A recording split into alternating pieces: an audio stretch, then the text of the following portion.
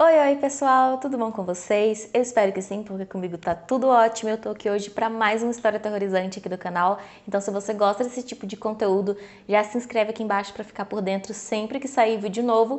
E também no final do vídeo, se você gostar, não esquece de deixar o like no vídeo, tá bom? Eu vou puxar a vinheta e vamos trazer a nossa história aterrorizante de hoje. Vamos lá!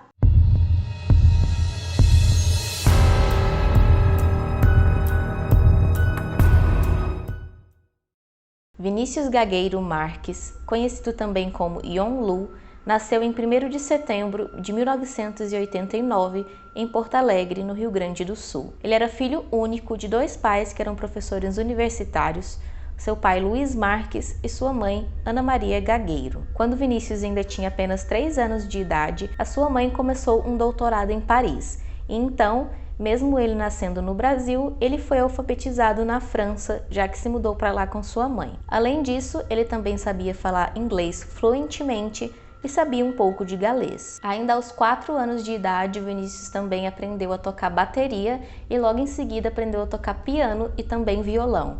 Então a gente consegue ver que desde que ele nasceu, ele era um garoto extremamente inteligente e muito bom com as línguas e com as artes. Porém, além disso, ele também tinha um outro lado. Desde muito novinho, os pais do Vinícius conseguiram identificar que ele tinha uma fragilidade emocional muito grande. E isso fez com que, com apenas 8 anos de idade, ele já começasse a frequentar sessões de terapia. Além disso, ele era considerado muito maduro para a pouca idade que ele tinha, visto que com apenas 12 anos de idade, ele também já lia Kafka, um autor que em seus textos traz muitas reflexões sobre as angústias do homem moderno, imparcialidade e também existencialismo. Além disso, o Vinícius gostava muito de desenhar, de tirar fotografias e de compor as suas próprias músicas. Ele fazia isso sozinho no seu quarto, com seus próprios instrumentos. Ele gravava, cantava, tocava e também editava as músicas em softwares no seu próprio computador. Tudo isso sem a ajuda de ninguém, somente no seu quarto. O Vinícius compôs diversas músicas que são encontradas facilmente aqui no próprio YouTube, e os temas mais recorrentes nas músicas eram sobre depressão, mulheres e também suicídio. Além de tudo isso, o Vinícius também tinha um blog na internet onde ele era bastante ativo. Ele postava lá sempre em inglês sobre as suas músicas e também sobre coisas do dia a dia dele, seus hobbies, as coisas que ele gostava de fazer. Mas também uma coisa bem marcante era que ele postava várias reflexões com aqueles mesmos temas das músicas, Mas também ele postava sobre frustrações da sua vida e também do mundo e sobre a relatividade da vida. Ele também participava de vários fóruns de discussões, onde ele conseguiu fazer alguns amigos com quem ele compartilhava as músicas que ele compunha e recebia vários elogios, Várias pessoas admiravam ele e elogiavam bastante pelo trabalho que ele fazia, que era realmente muito bom ao compor aquelas músicas. O Vinícius tinha uma amiga que era a amiga mais próxima dele, que se chama Luana. Os dois conversavam por horas no celular, eles iam ao cinema juntos. Ele contava muitas coisas ali para ela que ele não contava para outras pessoas, e além disso, por diversas vezes, ele mostrava para ela as músicas que ele compunha antes mesmo de mostrar para qualquer outra pessoa. Então eles tinham realmente uma relação de muita confiança e muita proximidade um com o outro. Inclusive, uma das músicas mais famosas do Vinícius, que se chama Mecânica Celeste Aplicada, é uma música que ele compôs e dedicou para essa amiga dele, a Luana. Além desse seu dom muito grande para a arte e também toda a sua inteligência, como eu disse, o Vinícius ele tinha alguns problemas que ele preferia guardar mais para si. Ele sofria muito com depressão e também com muitos pensamentos suicidas. E pessoalmente ele não deixava transparecer tanto isso, mas em fóruns da internet e também principalmente nas letras de sua música, ele costumava deixar bastante explícito isso, e era onde realmente ele colocava tudo para fora e deixava transparecer esses pensamentos aí depreciativos que ele tinha. Além disso, sua mãe conta que em alguns momentos o Vinícius tinha algumas crises onde ele dizia que seu corpo estava em pedaços. Ele dizia que sentia que seu rosto estava se desfazendo em pedaços e que os pedaços estavam caindo no chão, e ele chegava a procurar um espelho desesperado para poder confirmar que realmente estava tudo bem com o seu corpo. Esse comportamento um pouco estranho pode ser um indício da síndrome de Cotard, que é uma síndrome onde o paciente acredita que seus órgãos estão apodrecendo, que seu corpo está se desfazendo ou até mesmo que ele está morto, mesmo em vida. Posteriormente, o psicanalista do Vinícius disse que ele tinha uma capacidade muito grande de compreender profundamente o mundo, porém a sua pouca idade fazia com que ele não tivesse consistência emocional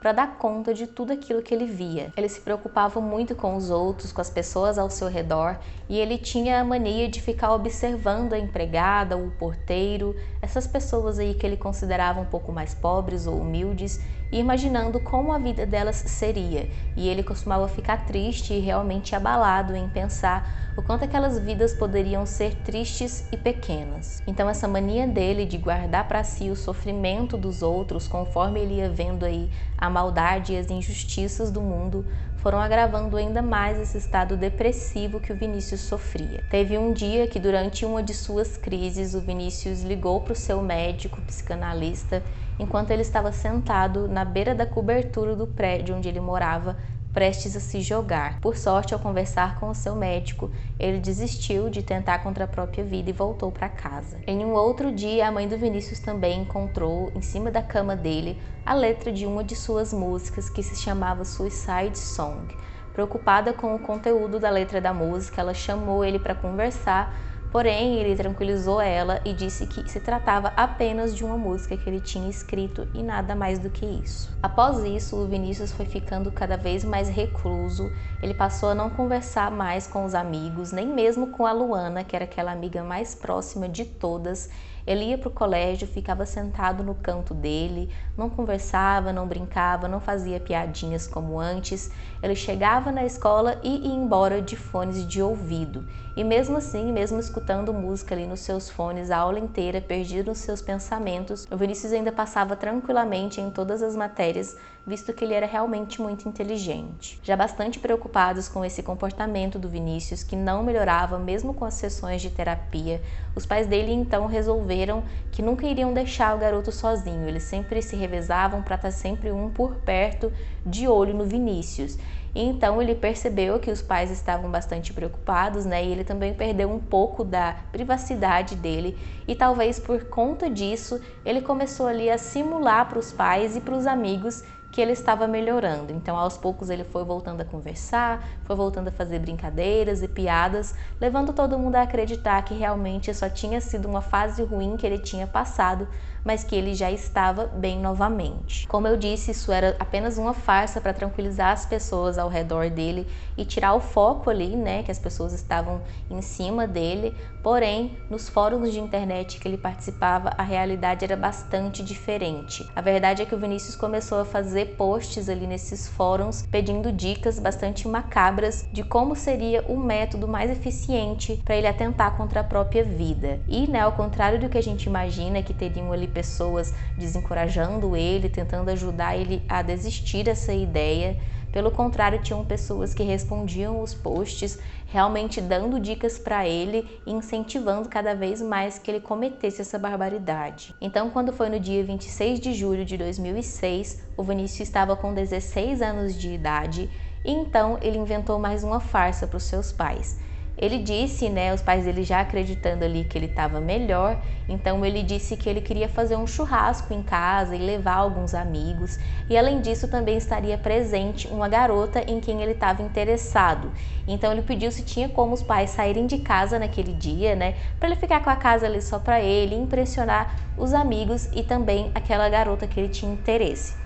Os pais, então, ficaram super animados com a aparente melhora do filho, né? Tanto que ele estava chamando colegas para casa. Por volta de 11h15 da manhã daquele dia, 26 de julho, eles saíram da casa e deixaram o Vinícius sozinho. Quando foi por volta de meio-dia, né? Um pouco depois que os pais dele saíram de casa, o Vinícius ligou para eles e disse que estava tudo bem, que os amigos tinham acabado de chegar lá, que eles estavam começando o churrasco.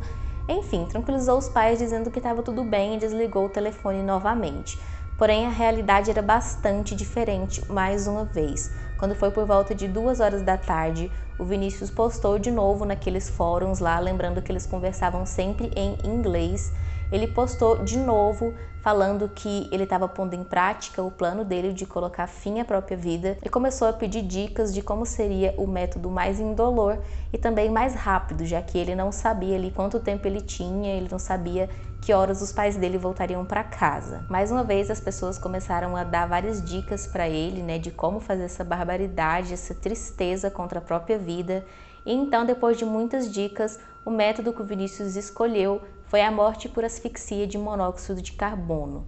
Para isso, ele acendeu no banheiro de casa 2 churrasqueiras queimando carvão, fechou a porta e deixou lá para poder acumular bastante fumaça dentro do banheiro. Após isso, ele entrou e se deitou no chão para esperar e inalar a fumaça.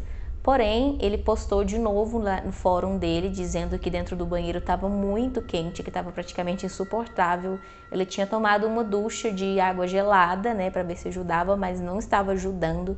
Então, mais uma vez, uma pessoa deu uma dica para ele. Um homem que foi identificado como sendo um bombeiro aposentado, né, para vocês verem, um adulto, era para ele fazer o contrário, era para tentar convencer o Vinícius de não fazer essa barbaridade contra a própria vida. Porém, ao contrário disso, ele deu mais dicas para ele, dizendo que era para ele tirar toda a roupa, pegar um pano, encharcar com bastante água e se enrolar nesse pano, né, e deitar no chão do banheiro, porque assim ia ficar mais fácil de suportar o calor. O Vinícius fez dessa forma que o homem descreveu e deitou lá no chão do banheiro. O último post dele foi às 3h02 da tarde e algum tempo depois uma pessoa comentou o seguinte: acho que funcionou, já que ele não entrou mais em contato. Como eu disse, o Vinícius tinha feito vários amigos virtuais aí ao redor do mundo através desses fóruns que ele participava. Então, uma de suas amigas que morava em Toronto, no Canadá, percebeu aquilo que estava acontecendo e entrou em contato com a polícia canadense. A polícia canadense então entrou em contato com a polícia do Brasil e eles acionaram o serviço de emergência, que a amiga dele tinha passado ali o endereço da casa dele, então o serviço de emergência foi até lá. Eles chegaram, resgataram o Vinícius, tentaram reanimar ele por cerca de 1 hora, porém infelizmente já era tarde demais e ele já estava morto. O Vinícius deixou uma carta onde ele falava de suas músicas e dos CDs que ele tinha deixado gravado.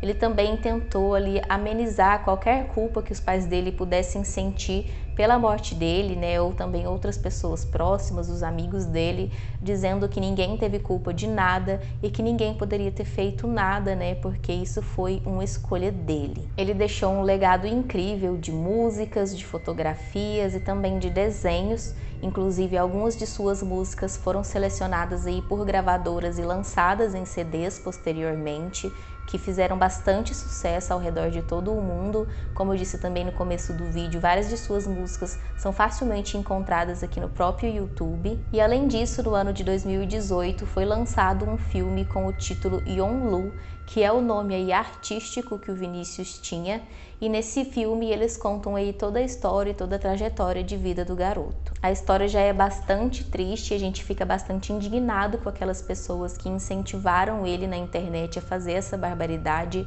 porém, nenhuma dessas pessoas foram responsabilizadas ou penalizadas de nenhuma forma por essa coisa terrível que eles fizeram com o Vinícius. Então é isso, pessoal, a gente chegou ao fim de mais uma história aterrorizante aqui no canal, uma história bastante triste, mas eu espero que vocês tenham gostado de conhecer mais essa história, né, de relembrar mais esse caso. E se você gostou, eu te convido para você assistir mais um desses vídeos que está aqui aparecendo na tela para você, e eu vejo você na nossa próxima história aterrorizante. Tchau, tchau!